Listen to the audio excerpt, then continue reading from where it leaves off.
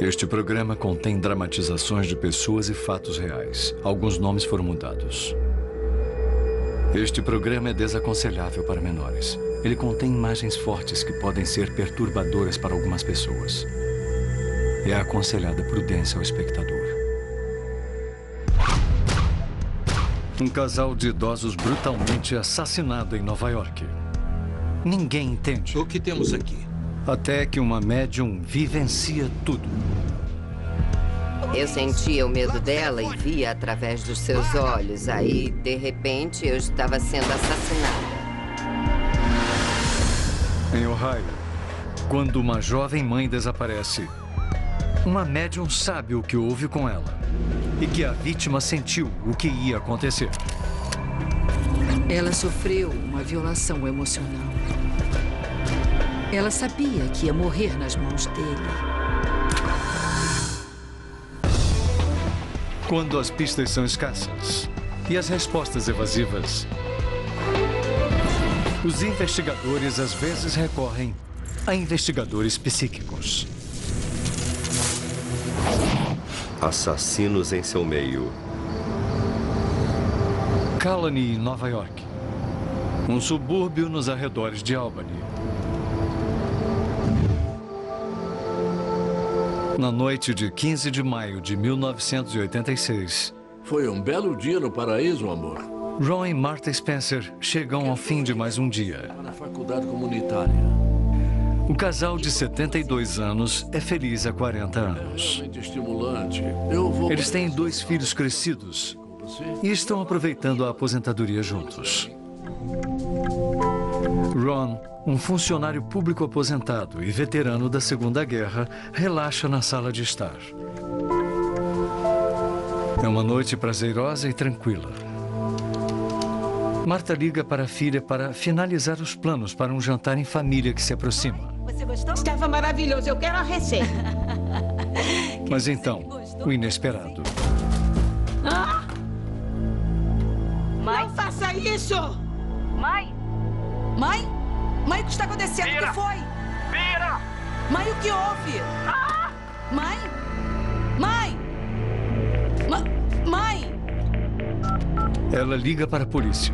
Ainda sempre desaparecem por razões que ninguém conhece. E depois para o filho. Alô? James, aconteceu alguma coisa com a sua avó. Tem alguma coisa errada com a sua avó. Eu acho que eu ouvi um tiro. Mãe, calma. Vai até lá, na casa dos seus avós. Tá bom. Eu já tô indo. Droga.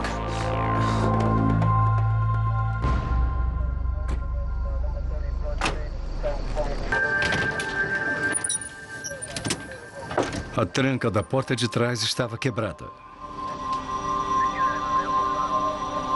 Polícia! Tem alguém em casa? No interior, uma cena inimaginável. Atenção, detetives disponíveis na região de Colônia. Comuniquem-se imediatamente com a central. É uma emergência. Comuniquem-se imediatamente com a central. É uma emergência. Ron e Martha Spencer estão mortos com ferimentos à bala.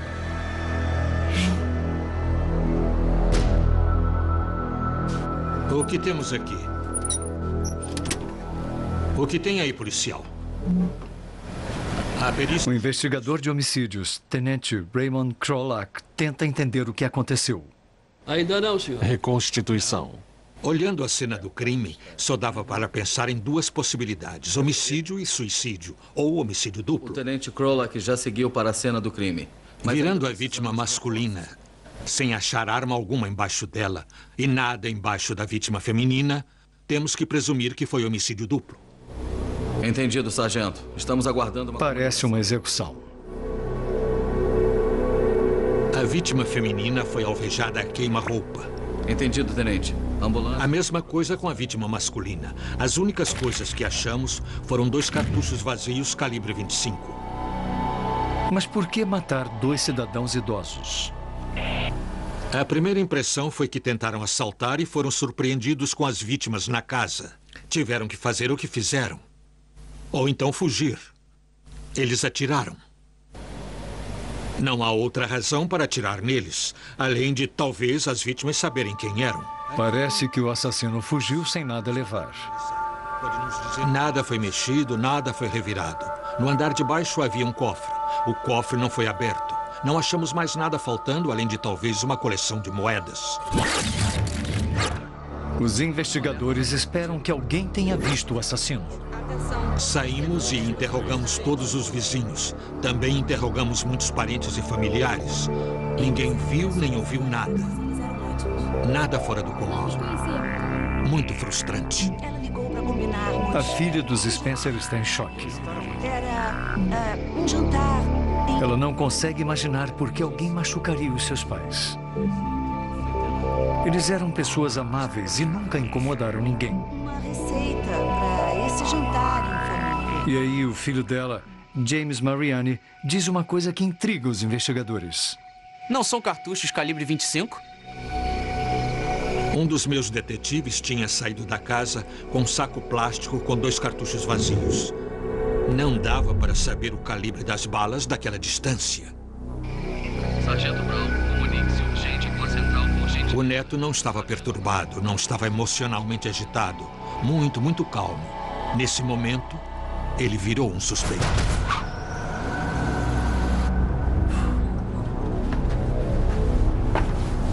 Suas ações eram cada vez mais suspeitas.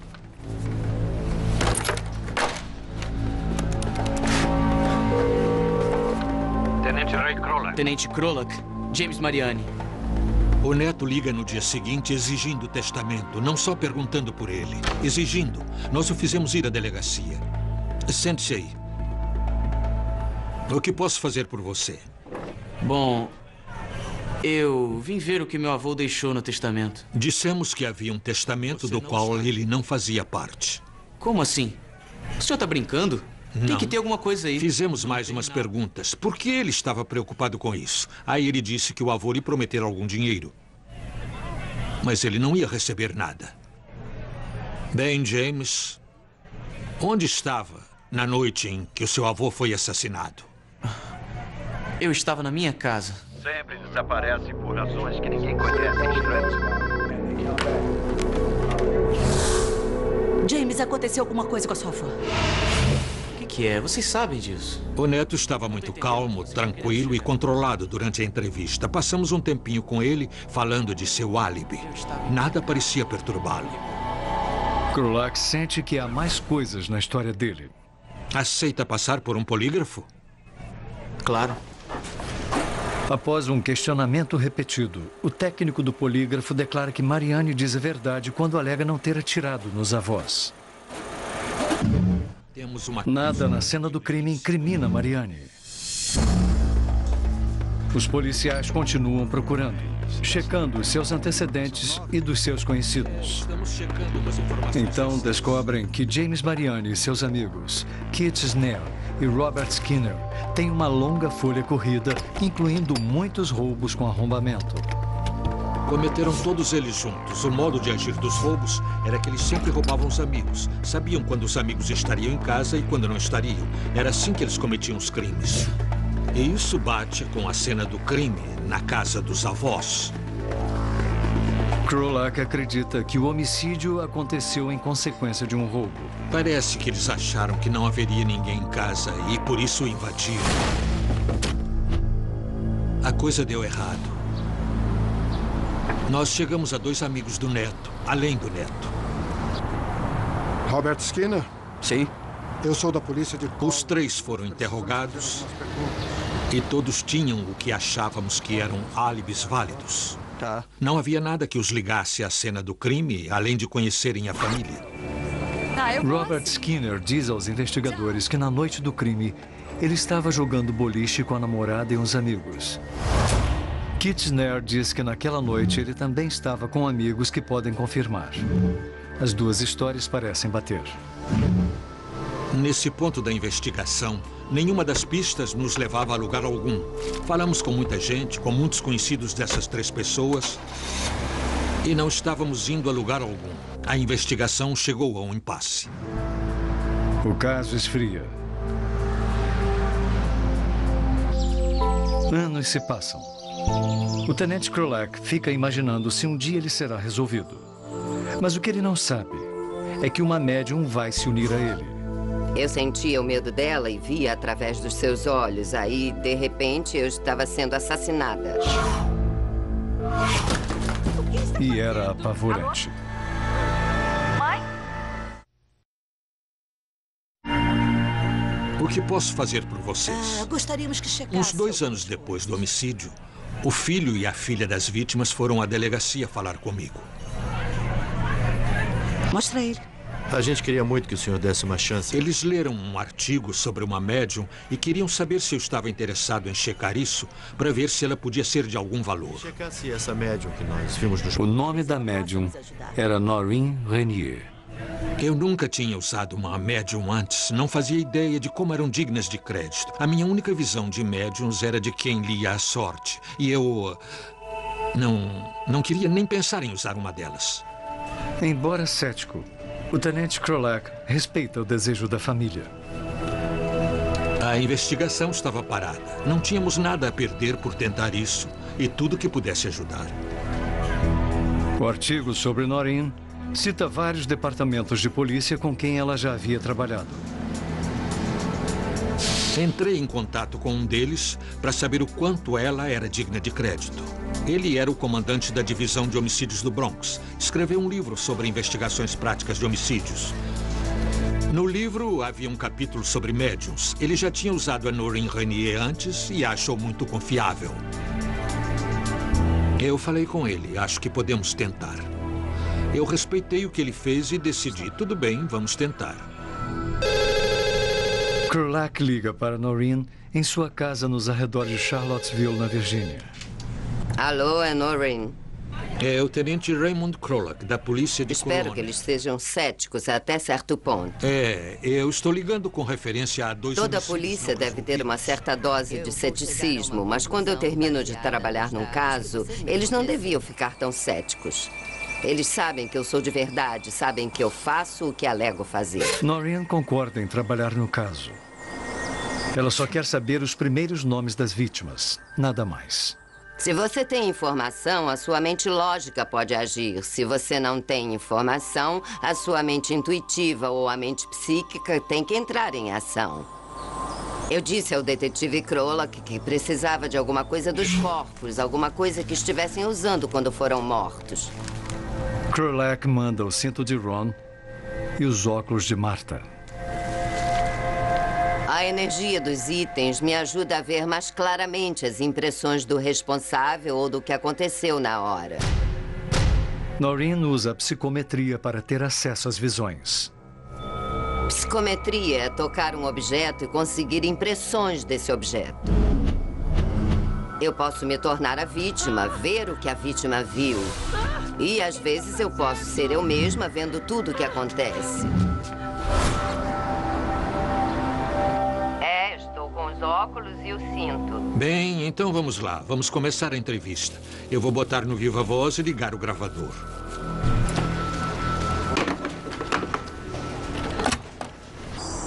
Noreen começa com Martha. Reconstituição. O detetive me perguntou o que ela estava fazendo quando foi morta. Eu disse que senti que ela estava ao telefone. Eu ouvi uma voz feminina. É uma parente que está com ela no telefone. Martha estava falando com a filha pouco antes de ser assassinada. Eu me transformei nela, sentia o seu medo e via através dos olhos dela o que ela estava vendo. Larga o telefone! O que você vê? O que você vê, Noreen? Alguém arrombou a porta. Larga o telefone! Mãe? Larga o telefone! Mãe, está vendo? Ela ficou surpresa porque ela estava ao telefone. Mãe? O que você está fazendo aqui? Mãe? Ela o reconheceu imediatamente, sabia quem era aquele homem. O quê? Não quero Aí te ela machucar. viu a arma, ficou apavorada e gritou pelo marido. Ela foi baleada e caiu no chão. Eu estou sentindo a dor dela, uma queimação. Dá calafrios ouvir os últimos momentos da vítima, porque a Noreen se torna a vítima. Está com o cinto, Noreen. Diga-nos o que sente. Noreen deixa Martha e se torna Ron. Você tem tempo para isso.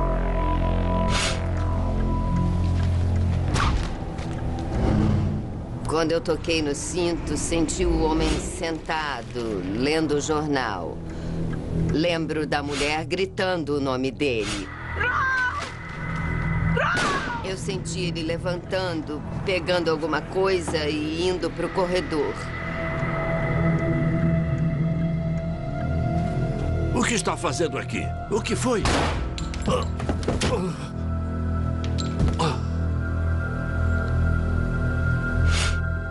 E o homem o baleou no rosto. Eu não... É difícil para Noreen continuar.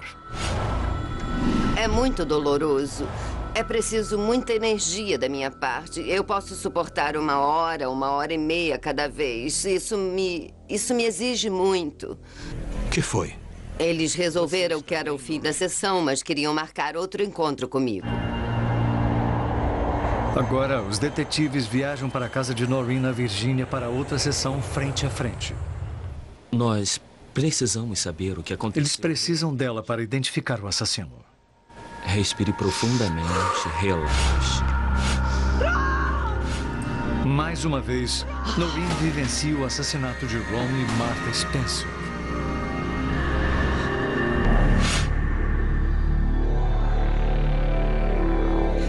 Eu vejo... Os detetives me pressionavam para obter mais informações sobre o assassino e eu lembro de ter sabido que um membro da família o convidara para jantar. Eu sabia que ele tinha comido lá. Ele tem uns 20 e poucos anos. Eu senti que ele tinha cerca de 1,80 m. Ele tinha falado com o marido sobre fazer uns reparos na casa. A polícia sabe que o suspeito Robert Skinner foi uma vez a um jantar da família Spencer e depois ajudou Ron a trocar os azulejos da cozinha. Eu quero ver o carro. Será que dá para ir lá fora ver a placa? Eles pressionam Noreen sobre a placa do carro do assassino. Eu estou atrás do carro. Eu estou vendo a placa. E o tenente Raymond Krolak consegue mais do que esperava. Quando voltamos para o quarto do hotel e ouvimos a fita, a parte interessante foi que, no meio da placa, vem uma voz na fita e diz, não. Primeiro tem uma inicial, eu não sei se é um N ou um Y. Gravador novo, microfone novo, portas e janelas fechadas, sem outras vozes na sala, mesmo assim veio aquilo. Ou um Y. Fiquei assustado. Eu não sabia o que era, mas estava lá. Vamos às fotos. Tem umas fotos. Noreen faz uma tentativa final para identificar o assassino. Isso é, tínhamos levado 10 fotos. 3 das quais eram dos que achávamos serem os suspeitos. Nós demos as fotos a Noreen para ver se ela conseguia alguma impressão delas. Eu botei as fotos numa mesa viradas para baixo. Ela não queria ver os rostos. Ela repassou as fotografias tocando nelas, mexendo nelas. São esses 3 rostos. Ela pegou 3 fotografias e virou. Era o Robert Skinner, era o Keith Snare e era o neto, James Mariani.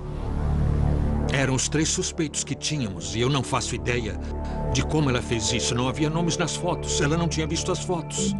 Impressionante. Foi fácil, ou eu senti energia ou não. Só levou uns segundos para pegar as 3 fotografias. Este aqui... Noreen identifica especificamente Robert Skinner como o atirador. Durante o homicídio, eu só vi um, mas podia sentir que havia outros envolvidos no crime. Então ela dá ao tenente Krolak uma informação crucial. Já estávamos terminando a sessão com a Noreen. Nos preparávamos para ir embora quando ela fez o comentário de que havia algo errado com o álibi do assassino. Alguma coisa estava errada e devíamos checar. Estes são os 3 Estávamos na pista certa. Tínhamos que trabalhar mais. Tínhamos que continuar trabalhando nessas 3 pessoas. As autoridades repassam os primeiros dias da investigação e notam um surpreendente descuido em relação ao álibi de Skinner. Ele disse que estava numa pista de boliche, jogando com uma garota. menina. Vem logo. Vem com a gente. A garota nunca foi interrogada. E quando foi, descobrimos que ela esteve na pista de boliche, mas com as amigas. Ele não esteve lá. Eu o considerei muito mais que um suspeito. As autoridades convocam um grande júri para gravar os depoimentos de todos. Durante este processo, elas descobrem a testemunha de que precisavam. Eu sou o Tenente Krolak. Os investigadores falam com um presidiário que conhece intimamente o crime. O que sabe? Eu sei exatamente quem matou o senhor e a senhora Spencer. Os velhos ficam sozinhos. O informante tinha sido convidado a participar do roubo com os outros suspeitos. Eu tô achando que vai ser Ele disse que James Mariani, Robert Skinner e Kit Snare planejaram roubar os Spencer. Doce de uma criança. Mas então Skinner puxou uma arma caso algo saísse errado. Ele não aceitou. Não quis ir porque eles iam levar uma arma. E ele não queria ter nada a ver com isso e se recusou a ir. E testemunhou para o grande júri no julgamento. Foi um testemunho crucial. Tribunal de Albany. Em setembro de 1992, um júri declara James Mariani, Robert Skinner e Kit Snare culpados dos crimes de homicídio culposo e roubo com arrombamento qualificado. Eles recebem penas que vão de 40 anos à prisão perpétua. Os assassinatos de Ron e Martha Spencer poderiam ter ficado sem solução não fosse a ajuda da médium Noreen Renier.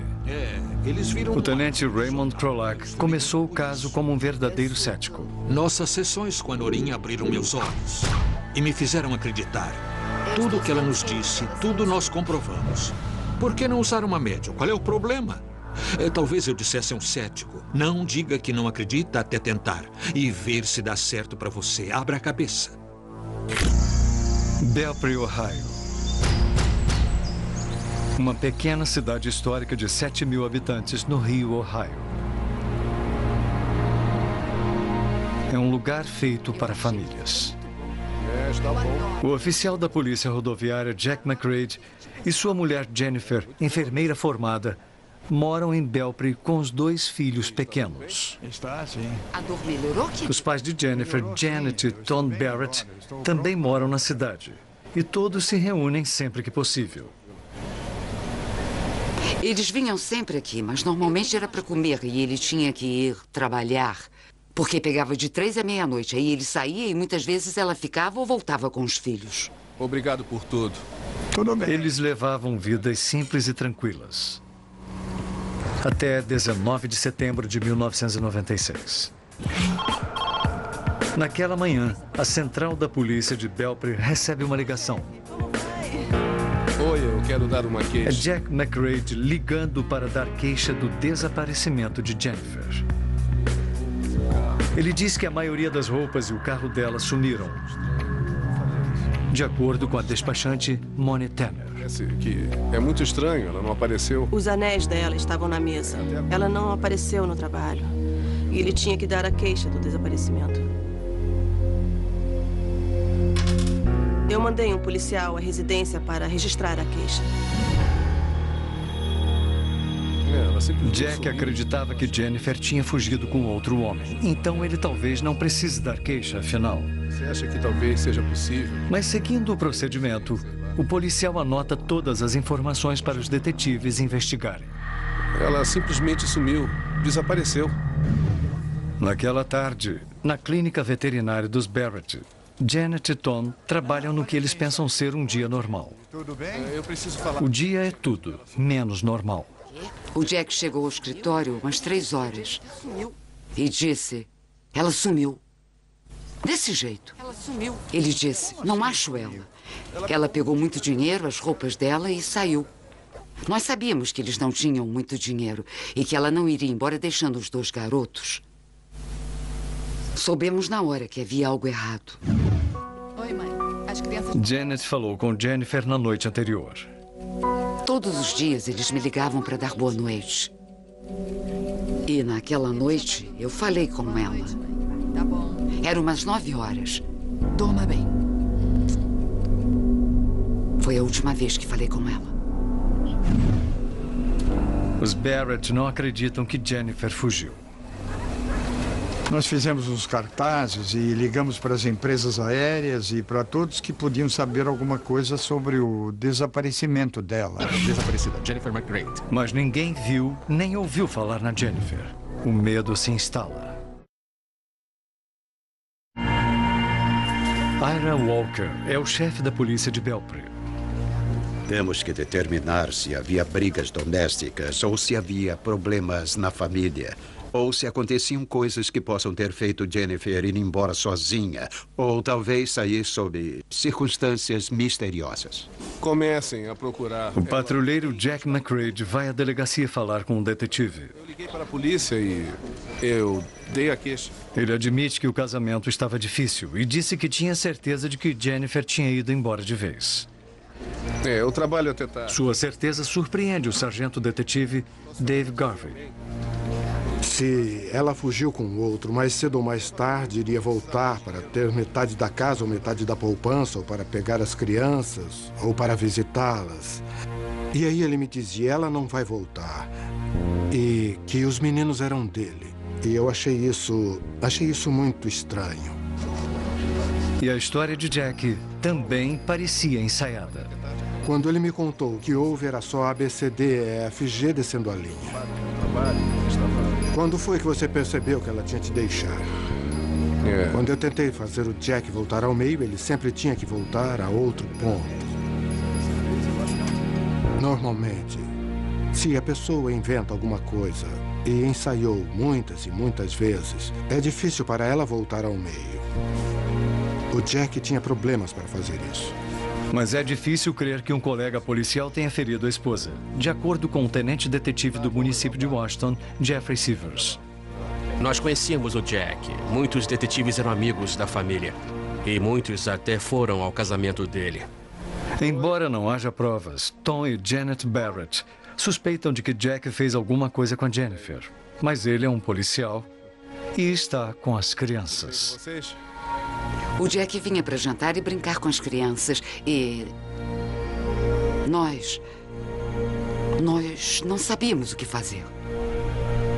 Não podíamos dizer nada para ele porque não sabíamos o que ele poderia fazer às crianças ou a nós.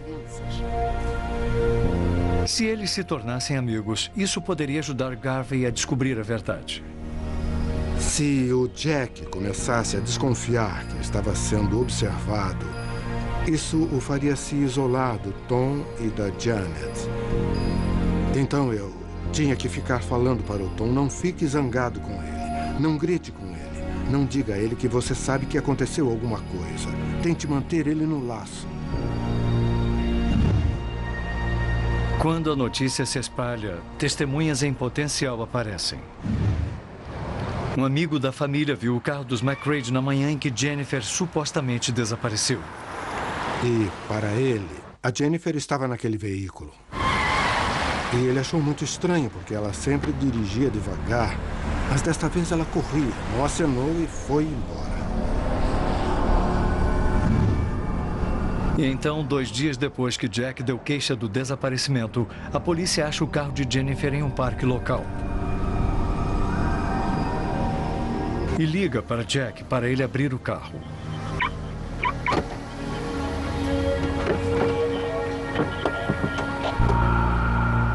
O interior do veículo não nos deu pistas sobre o que aconteceu. Porque não tinha nada lá dizendo que ela havia ido embora. Não tinha nada lá dizendo que ela estava viva, nem dizendo que ela estava morta. Já que não há evidências, a polícia deixa Jack voltar com o carro para casa. Ele tem uma explicação por que o carro estava estacionado lá. Ele tentou nos dizer, bem, ela foi até lá se encontrar com alguém, levou coisas com ela e foi o que aconteceu. Mas nós não acreditamos nisso. Nós sabíamos que não era o caso. Em uma semana, Jack pede o divórcio, alegando abandono. Os dias passam sem notícias de Jennifer e sem pistas de seu destino. Então, a despachante da polícia, Moni Tanner, lembra de uma médium que conheceu em Pittsburgh, chamada Georgia Rudolph. Alô? Eu achei que seria interessante ver se daria certo. Eu queria experimentar, eu não estava com medo de tentar. Oi, como vai, Moni? Ela me informou que eles receberam uma queixa de desaparecimento de uma mulher chamada Jennifer. É só o que Georgia precisa saber. O resto ela já sabe. Eu me senti mal. Eu sei imediatamente se uma pessoa morreu pelo padrão vibratório da situação. Porque a vibração física é diferente da vibração espiritual. E se eu tenho uma pessoa viva, então ela tem uma vibração física. Se a pessoa já morreu, ela tem uma vibração espiritual. Tá bom. Cova rasa. Ela me disse que a Jennifer com certeza tinha sido baleada. Nós iríamos achá-la numa cova rasa ao lado de uma estrada principal, enrolada em algo branco e rosa. Moni dá essa informação ao sargento detetive Dave Garvey. Moni achou que ia me ajudar muito se eu ligasse para Georgia. Que ela provavelmente tinha mais para me contar.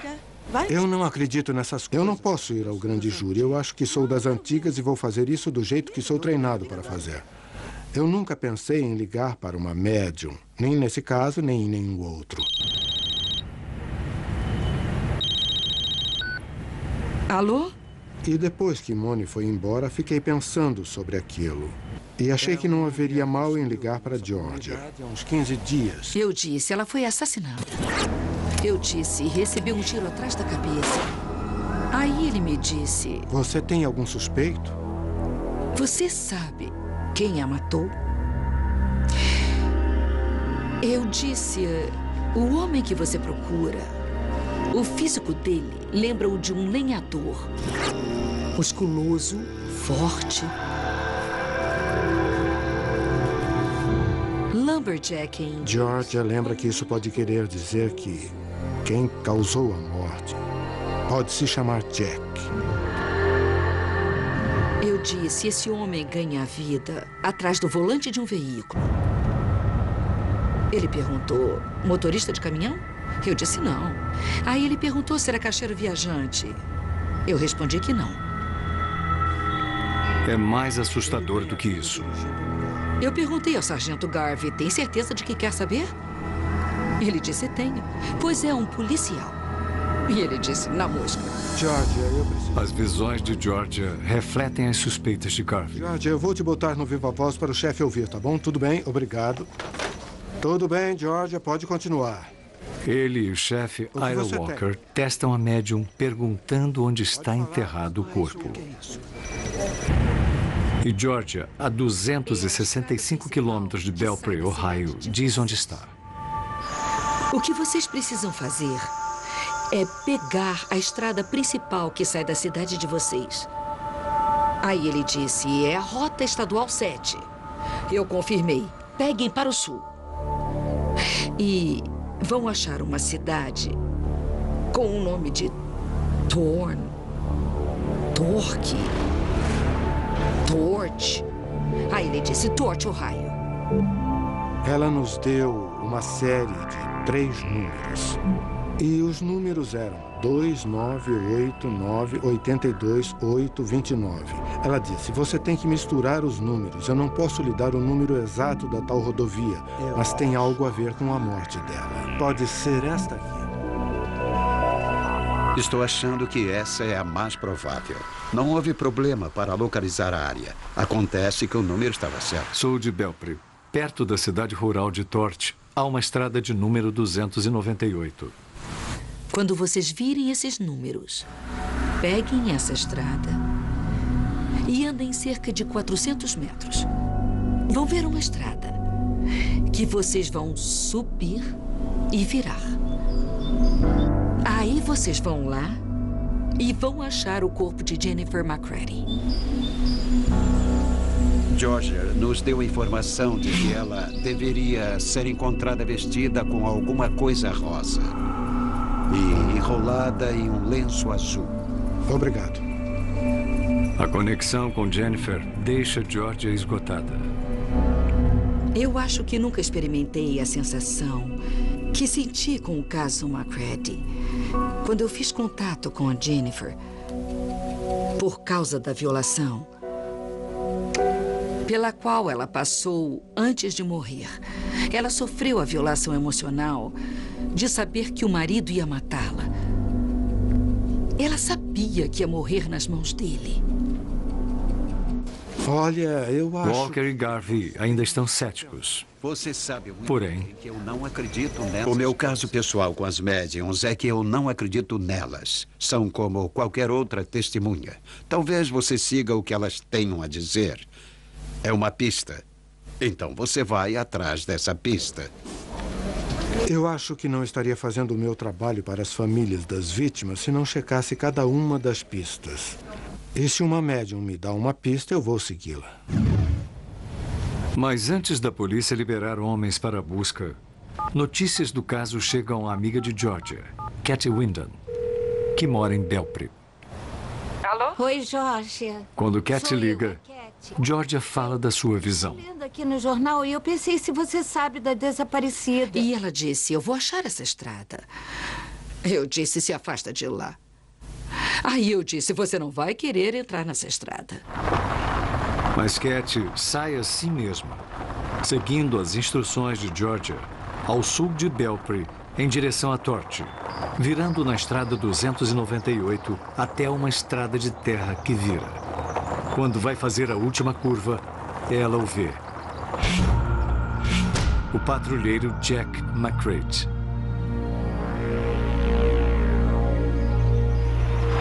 Quando a minha amiga ligou e me disse que ela havia entrado em contato com Jack McCready na estrada de terra, eu fiquei horrorizada. Eu morri de medo por ela. Mas também fiquei aliviada, porque eu sabia que eles iriam encontrá-la. Porque a minha amiga sabia onde era a estrada. O sargento Garvey, por favor. É aquele que vem ali. Obrigada. Katy corre para a polícia de Belpre para contar o que viu. Sargento, eu quero lhe falar sobre o caso de... Em Ohio, a patrulha rodoviária não tem jurisdição sobre rodovias particulares. Então, o carro de um patrulheiro nessa estrada seria uma... coisa fora do comum. Isso é muito estranho. O sargento detetive Garvey e o tenente detetive Jeffrey Sivers têm que checar o local. Mas devem se certificar de que McCready não voltará para outra visita. Por favor, o supervisor do posto de Mariana. Eles ligam para o supervisor de McCready e pedem um favor. Tá, eu resolvo isso. Tudo bem. O comandante do posto fez com que o Jack McCready ficasse fora da região, mandando-o para um trabalho em outro lugar. Garvey, Walker e Sivers seguem para a área que Georgia viu e que Katy descobriu. Nós reparamos o que se pode chamar escavação recente.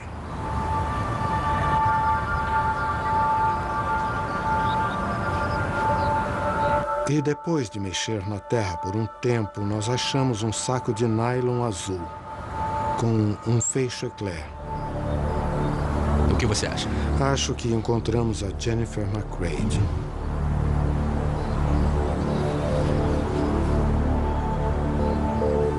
Nós retiramos o saco da cova. Abrimos o fecho eclair e dentro havia uma mulher usando um pijama branco e rosa. E estava com um saco plástico enrolado na cabeça. Nós tiramos o saco plástico e vimos que ela havia sido baleada atrás do ouvido. Nesse ponto, nós descobrimos que era o corpo de Jennifer McCready. Pelo menos agora, os Barrett sabem. Depois de 10 dias, nós suspeitamos que o resultado seria esse. Nós tivemos certeza de que isso ia acontecer. Ficamos felizes por eles a terem achado. Foi chocante, porque nós sabíamos que estávamos investigando um colega da polícia. Vamos lá falar com ele, Jack. Eu tinha detetives que eram, sabe, amigos do Jack e da Jennifer. Eu sabia que ia ser muito difícil. Eles acharam Jennifer. Agora precisam de provas para prender o assassino. Mas o suspeito sabe tudo sobre provas. A polícia consegue um mandado para dar uma busca na casa dos McCready enquanto o suspeito ainda está em serviço. O interior da casa está intocado. Nós nunca vimos dentro da casa o que chamaríamos de cena do crime. Nunca achamos um local sobre o qual poderíamos dizer foi aqui que a Jennifer foi baleada. Nós usamos todos os processos que eu conheço para achar algum vestígio de sangue na casa e não conseguimos nada. Dá um pulo aqui. Uma lata de lixo cheia dá o motivo. Bem, nós achamos vários frascos de alvejante. E na polícia nós sabemos que o alvejante destrói o sangue. É ótimo para limpar o sangue e DNA. As autoridades percebem que, como policial, McCrae sabe como encobrir seus rastros criminosos.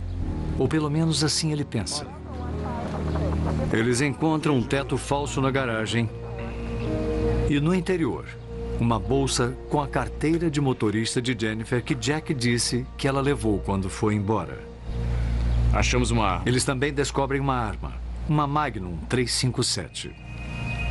O vão do cano tinha sido totalmente esmerilhado para não haver marcas nem sulcos. Também achamos raspas de metal no saco de um aspirador de pó na residência. Chequem o cano da arma. McCrae sabia que uma arma tão alterada não poderia ser comparada com a bala fatal. Coloquem isso aí. Vamos fotografar tudo. E na garagem, botas e ferramentas enlameadas. Nada em comum, a não ser neste caso. Nós notamos que a cor da lama não era igual à da terra em volta da casa do Jack. Então havia a chance dele não ter trabalhado nos canteiros de flores. Nós tínhamos amostras de terra da cova. E ao compararmos as amostras de terra, vimos que eram do mesmo tipo. Menos de 2 semanas depois de dar queixa do desaparecimento, Jack McCrae é preso pelo assassinato de sua mulher, Jennifer. Acabou, Jack. Achamos o corpo. Aí nós fizemos uma pausa. Esperávamos que o Jack perguntasse onde. Mas não perguntou. Na verdade, ele sabia onde a encontramos. Ele não perguntou como ela foi morta ou por que ela foi morta. Eu posso presumir que é porque ele já sabia. Você quer falar com a vovó? Quero. Embora haja uma sensação de tristeza por uma pessoa ter perdido a vida, há uma sensação de calma e de gratidão por você poder dar a essas pessoas que procuravam alguém a quem amavam a resposta e um pouco de paz. Porque eu acho que não há nada pior neste mundo do que uma pessoa que você ama desaparecer. E você não saber o que houve com ela. É por isso que eu ajudo. Nunca tivemos razão alguma para acreditar em uma médium. Eu achava que era uma pessoa que inventava coisas e as pessoas aceitavam se ela desse as respostas certas.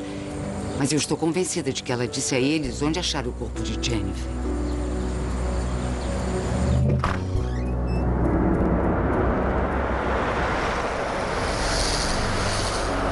Janet e Tom Barrett esperam que possa haver uma lição no terrível assassinato de sua filha Jennifer. Se você tem problemas no casamento, é melhor fazer alguma coisa.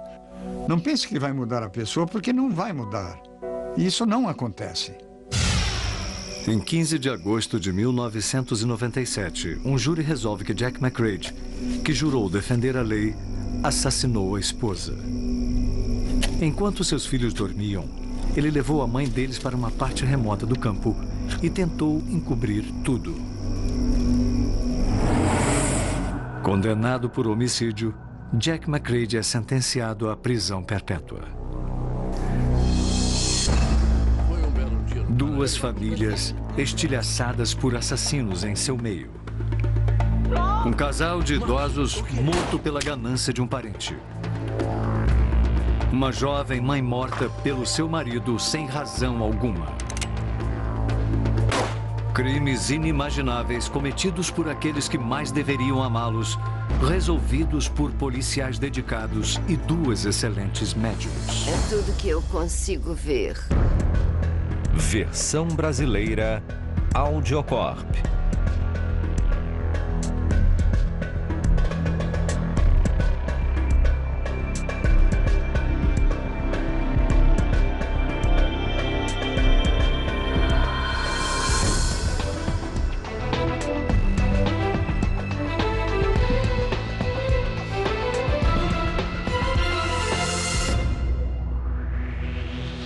de setembro de 1996. Naquela manhã, a central da polícia de Belpre recebe uma ligação.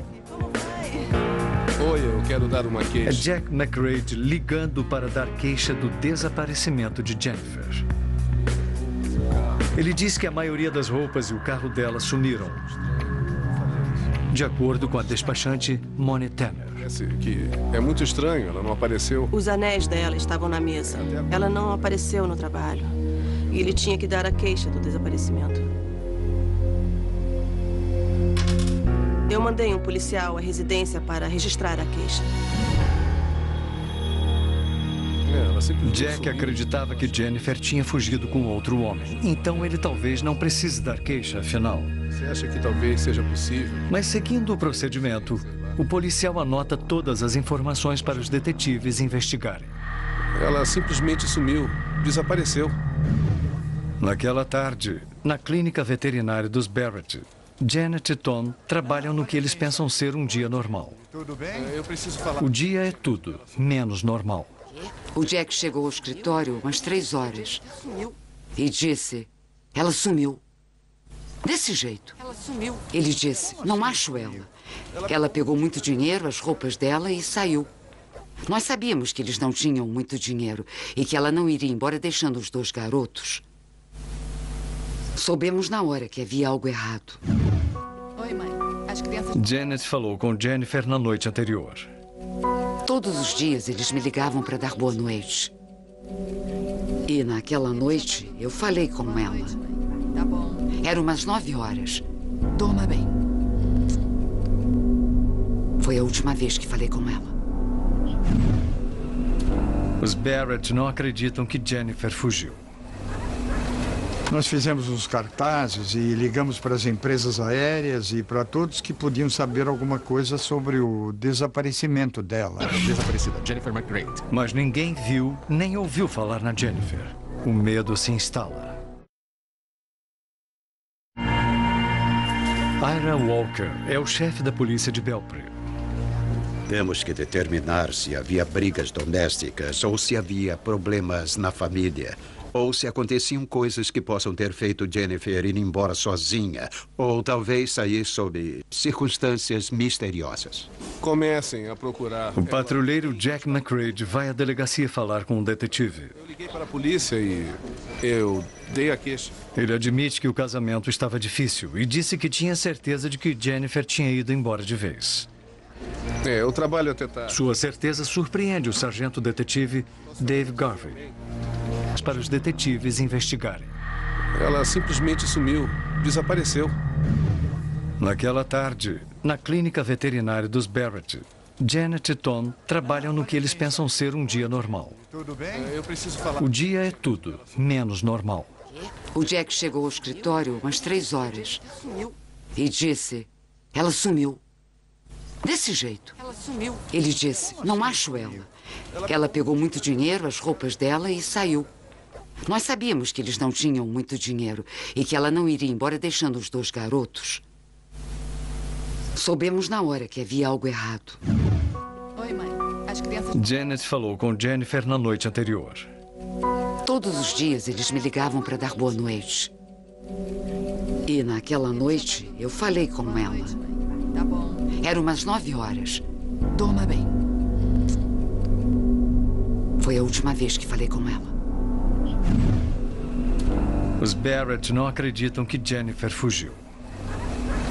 Nós fizemos uns cartazes e ligamos para as empresas aéreas e para todos que podiam saber alguma coisa sobre o desaparecimento dela. Desaparecida, Jennifer McRae. Mas ninguém viu nem ouviu falar na Jennifer. O medo se instala. Ira Walker é o chefe da polícia de Belpre. Temos que determinar se havia brigas domésticas ou se havia problemas na família. Ou se aconteciam coisas que possam ter feito Jennifer ir embora sozinha. Ou talvez sair sob circunstâncias misteriosas.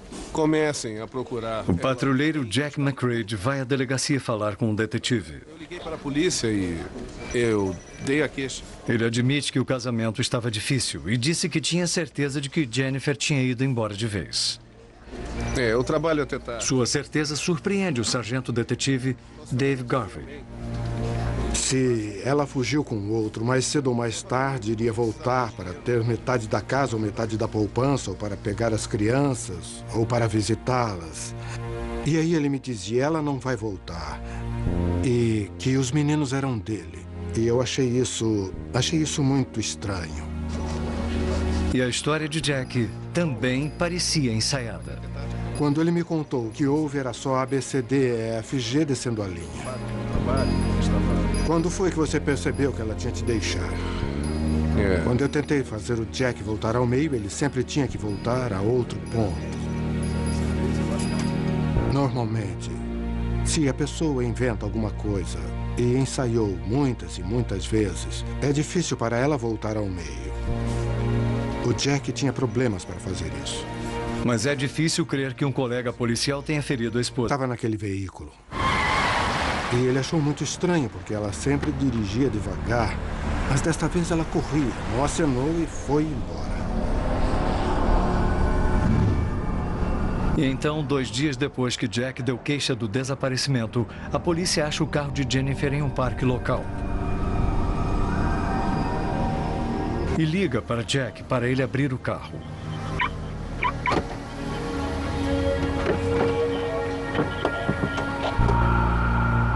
O interior do veículo não nos deu pistas sobre o que aconteceu. Porque não tinha nada lá dizendo que ela havia ido embora. Não tinha nada lá dizendo que ela estava viva, nem dizendo que ela estava morta. Já que não há evidências, a polícia deixa Jack voltar com o carro para casa. Ele tem uma explicação por que o carro estava estacionado lá. Ele tentou nos dizer, bem, ela foi até lá se encontrar com alguém, levou coisas com ela e foi o que aconteceu. Mas nós não acreditamos nisso. Nós sabíamos que não era o caso. Em uma semana, Jack pede o divórcio, alegando abandono. Os dias passam sem notícias de Jennifer e sem pistas de seu destino. Então, a despachante da polícia, Moni Tanner, lembra de uma médium que conheceu em Pittsburgh, chamada Georgia Rudolph. Alô? Eu achei que seria interessante ver se daria certo. Eu queria experimentar, eu não estava com medo de tentar. Oi, como vai, Moni? Ela me informou que eles receberam uma queixa de desaparecimento de uma mulher chamada Jennifer. É só o que Georgia precisa saber. O resto ela já sabe. Eu me senti mal. Eu sei imediatamente se uma pessoa morreu pelo padrão vibratório da situação. Porque a vibração física é diferente da vibração espiritual. E se eu tenho uma pessoa viva, então ela tem uma vibração física. Se a pessoa já morreu, ela tem uma vibração espiritual. Tá bom. Cova rasa. Ela me disse que a Jennifer com certeza tinha sido baleada. Nós iríamos achá-la numa cova rasa ao lado de uma estrada principal, enrolada em algo branco e rosa. Moni dá essa informação ao sargento detetive Dave Garvey. Moni achou que iria me ajudar muito se eu ligasse para Georgia. Que ela provavelmente tinha mais para me contar. Eu não acredito nessas coisas. Eu não posso ir ao grande júri. Eu acho que sou das antigas e vou fazer isso do jeito que sou treinado para fazer. Eu nunca pensei em ligar para uma médium, nem nesse caso. E se uma médium me dá uma pista, eu vou segui-la. Mas antes da polícia liberar homens para a busca, notícias do caso chegam à amiga de Georgia, Katy Wyndham, que mora em Belpre. Alô? Oi, Georgia. Quando Katy liga, Georgia fala da sua visão. Estou lendo aqui no jornal e eu pensei se você sabe da desaparecida. E ela disse, eu vou achar essa estrada. Eu disse, se afasta de lá. Aí eu disse, você não vai querer entrar nessa estrada. Mas Katy sai assim mesma, seguindo as instruções de Georgia, ao sul de Belpre, em direção a Torch, virando na estrada 298 até uma estrada de terra que vira. Quando vai fazer a última curva, ela o vê. O patrulheiro Jack McCreight.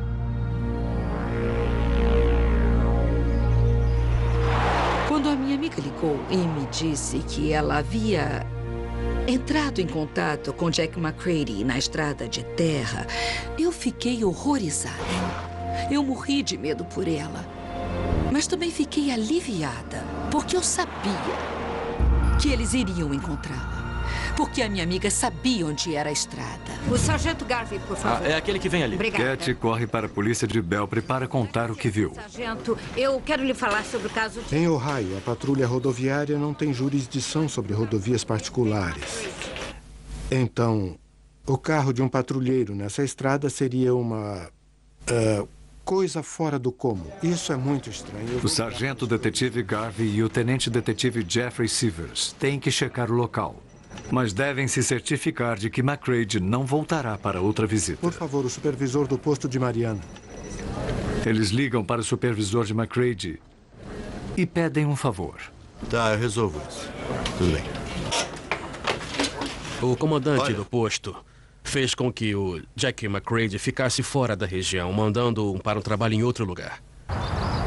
Garvey, Walker e Sivers seguem para a área que Georgia viu e que Cat descobriu. Nós reparamos o que se pode chamar escavação recente.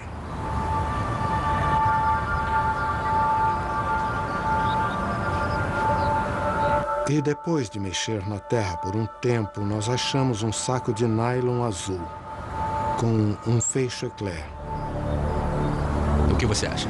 Acho que encontramos a Jennifer McCready.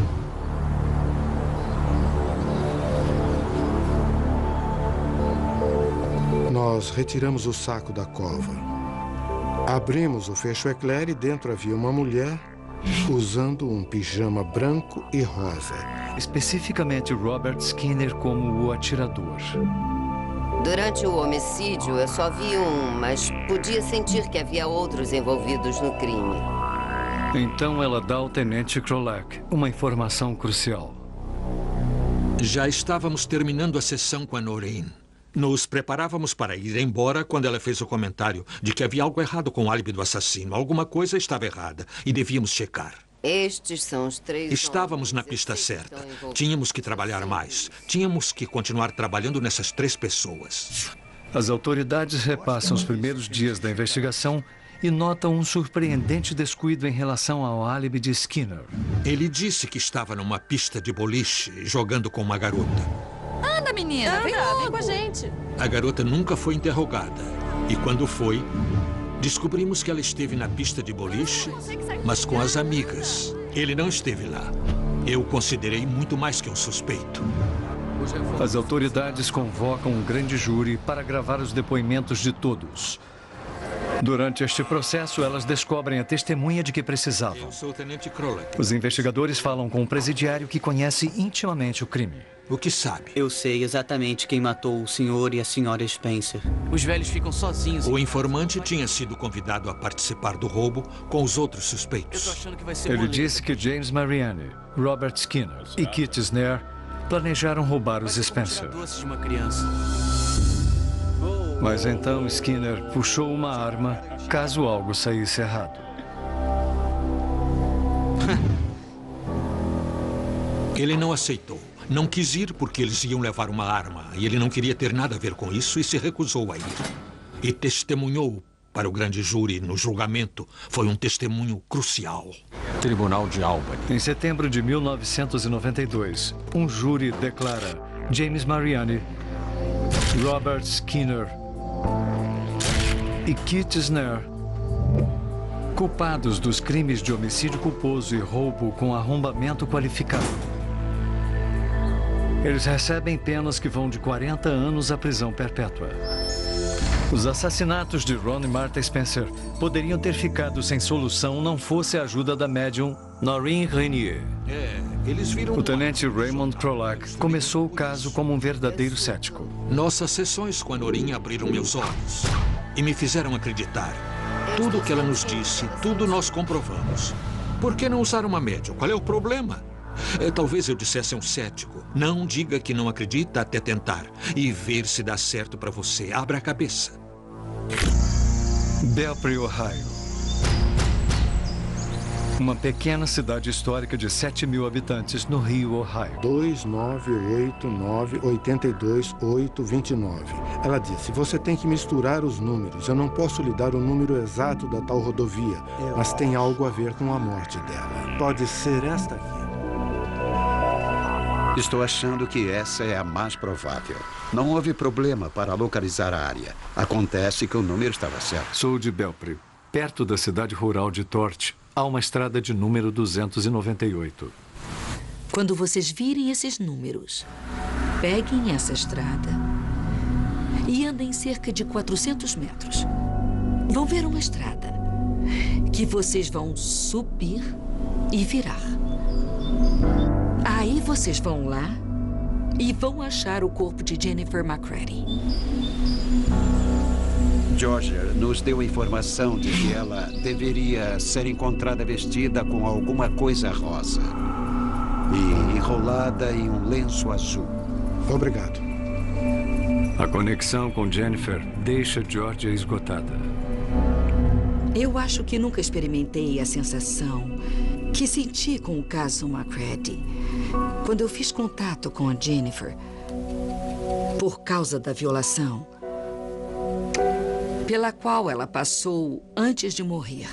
Ela sofreu a violação emocional de saber que o marido ia matá-la. Ela sabia que ia morrer nas mãos dele. Olha, eu acho... Walker e Garvey ainda estão céticos. Você sabe muito Porém, bem que eu não acredito nelas. O meu caso pessoal com as médiums é que eu não acredito nelas. São como qualquer outra testemunha.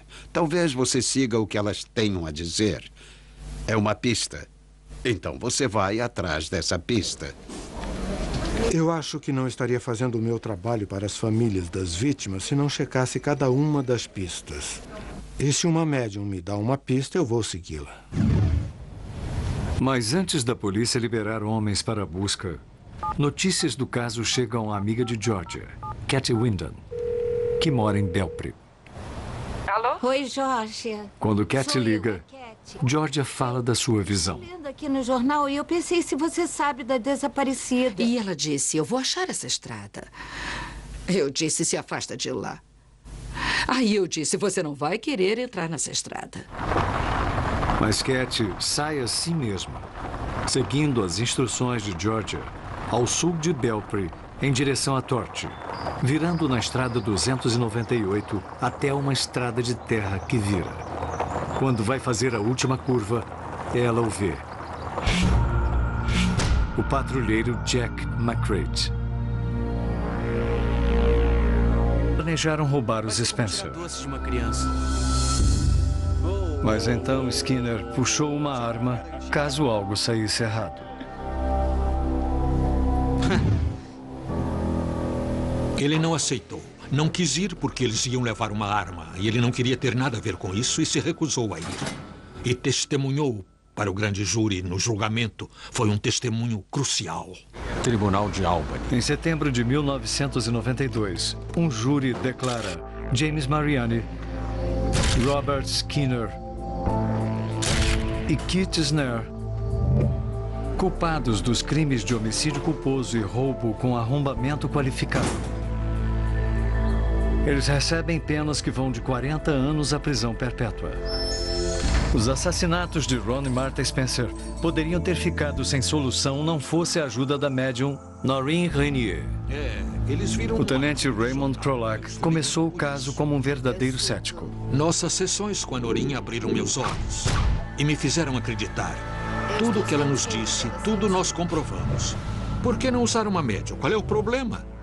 Talvez eu dissesse a um cético, não diga que não acredita até tentar e ver se dá certo para você. Abra a cabeça. Belpre, Ohio. Uma pequena cidade histórica de 7.000 habitantes no Rio, Ohio. É um lugar feito para famílias. O oficial da polícia rodoviária Jack McCready e sua mulher Jennifer, enfermeira formada, moram em Belpre com os 2 filhos pequenos. Está, sim. A dor melhorou? Os pais de Jennifer, Janet e Tom Barrett, também moram na cidade. E todos se reúnem sempre que possível. Eles vinham sempre aqui, mas normalmente era para comer e ele tinha que ir trabalhar. Porque pegava de 3 à meia-noite. Aí ele saía e muitas vezes ela ficava ou voltava com os filhos. Obrigado por tudo. Tudo bem. Eles levavam vidas simples e tranquilas. Até 19 de setembro de 1996. Naquela manhã, a central da polícia de Belpre recebe uma ligação. Oi, eu quero dar uma queixa. É Jack McRae ligando para dar queixa do desaparecimento de Jennifer. Ele diz que a maioria das roupas e o carro dela sumiram. De acordo com a despachante Moni Tanner. Que é muito estranho, ela não apareceu. Os anéis dela estavam na mesa. Ela não apareceu no trabalho. E ele tinha que dar a queixa do desaparecimento. Eu mandei um policial à residência para registrar a queixa. Jack acreditava que Jennifer tinha fugido. Larga o telefone! Mãe? Larga o telefone! Mãe, está vendo? Ela ficou surpresa porque ela estava ao telefone. Mãe? O que você está fazendo aqui? Mãe? Ela o reconheceu imediatamente. Sabia quem era aquele homem. O quê? Não quero Aí te ela machucar. viu a arma, ficou apavorada e gritou pelo marido. Ela foi baleada e caiu no chão. Eu estou sentindo a dor dela, uma queimação. Dá calafrios ouvir os últimos momentos da vítima, porque a Noreen se torna a vítima. Está com o cinto, Noreen. Diga-nos o que sente. Noreen deixa Martha e se torna Ron. Você tem tempo para isso.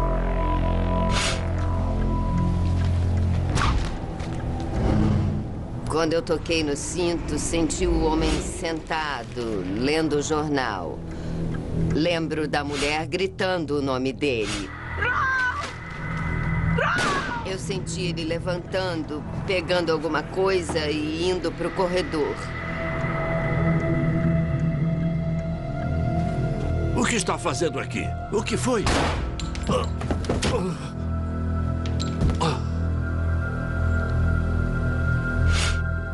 E o homem o baleou no rosto. Eu não... É difícil para Noreen continuar. É muito doloroso. É preciso muita energia da minha parte. Eu posso suportar 1 hora, 1h30 cada vez. Isso me exige muito. Que foi? Eles resolveram que era o fim da sessão, mas queriam marcar outro encontro comigo.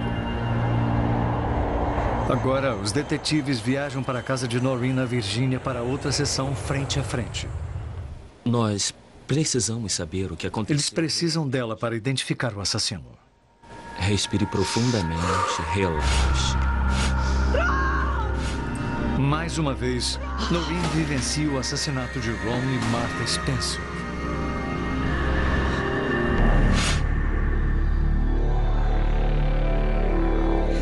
Eu vejo...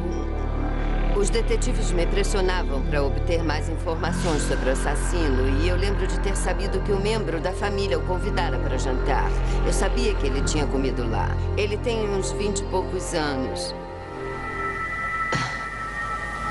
Eu senti que ele tinha cerca de 1,80 m. Ele tinha falado com o marido sobre fazer uns reparos na casa.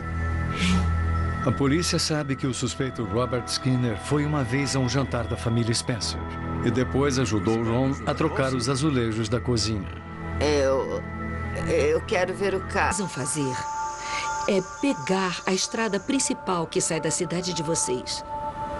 Aí ele disse, é a Rota Estadual 7. Eu confirmei. Peguem para o sul. E vão achar uma cidade com o nome de Torque, Torch. Aí ele disse Torch, Ohio. Ela nos deu uma série de 3 números. E os números eram 298982829. Ela disse, você tem que misturar os números. Eu não posso lhe dar o número exato da tal rodovia, mas tem algo a ver com a morte dela. Pode ser esta aqui. Estou achando que essa é a mais provável. Não houve problema para localizar a área. Acontece que o número estava certo. Sou de Belpre. Perto da cidade rural de Torch, há uma estrada de número 298. Quando vocês virem esses números, peguem essa estrada e andem cerca de 400 metros. Vão ver uma estrada que vocês vão subir e virar. Aí vocês vão lá e vão achar o corpo de Jennifer McCready. Georgia nos deu a informação de que ela deveria ser encontrada vestida com alguma coisa rosa e enrolada em um lenço azul. Obrigado. A conexão com Jennifer deixa Georgia esgotada. Eu acho que nunca experimentei a sensação que senti com o caso McCready quando eu fiz contato com a Jennifer por causa da violação pela qual ela passou antes de morrer. Ela sofreu a violação emocional de saber que o marido ia matá-la. Ela sabia que ia morrer nas mãos dele. Olha, eu acho... Walker e Garvey ainda estão céticos. Você sabe muito Porém, bem que eu não acredito nelas. O meu caso pessoal com as médiums é que eu não acredito nelas. São como qualquer outra testemunha. Talvez você siga o que elas tenham a dizer. É uma pista. Então você vai atrás dessa pista. Eu acho que não estaria fazendo o meu trabalho para as famílias das vítimas se não checasse cada uma das pistas. E se uma médium me dá uma pista, eu vou segui-la. Mas antes da polícia liberar homens para a busca, notícias do caso chegam à amiga de Georgia, Katy Wyndham, que mora em Belpre. Alô? Oi, Georgia. Quando Katy liga, Georgia fala da sua visão. Lendo aqui no jornal e eu pensei se você sabe da desaparecida. E ela disse, eu vou achar essa estrada. Quando ela fez o comentário de que havia algo errado com o álibi do assassino, alguma coisa estava errada e devíamos checar. Estes são os 3 Estávamos na pista certa. Tínhamos que trabalhar mais. Tínhamos que continuar trabalhando nessas 3 pessoas. As autoridades repassam os primeiros dias da investigação e notam um surpreendente descuido em relação ao álibi de Skinner. Ele disse que estava numa pista de boliche jogando com uma garota. Anda, menina, vem com a gente. A garota nunca foi interrogada. E quando foi, descobrimos que ela esteve na pista de boliche, mas com as amigas. Ele não esteve lá. Eu o considerei muito mais que um suspeito. As autoridades convocam um grande júri para gravar os depoimentos de todos. Durante este processo, elas descobrem a testemunha de que precisavam. Eu sou o Tenente Krolak. Os investigadores falam com um presidiário que conhece intimamente o crime. O que sabe? Eu sei exatamente quem matou o senhor e a senhora Spencer. Os velhos ficam sozinhos. O informante tinha sido convidado a participar do roubo com os outros suspeitos. Eu tô achando que vai ser Ele disse que James Mariani, Robert Skinner e Kit Snare planejaram roubar os Spencer. Doce de uma criança. Mas então Skinner puxou uma arma caso algo saísse errado. Ele não aceitou. Não quis ir porque eles iam levar uma arma. E ele não queria ter nada a ver com isso e se recusou a ir. E testemunhou para o grande júri no julgamento. Foi um testemunho crucial.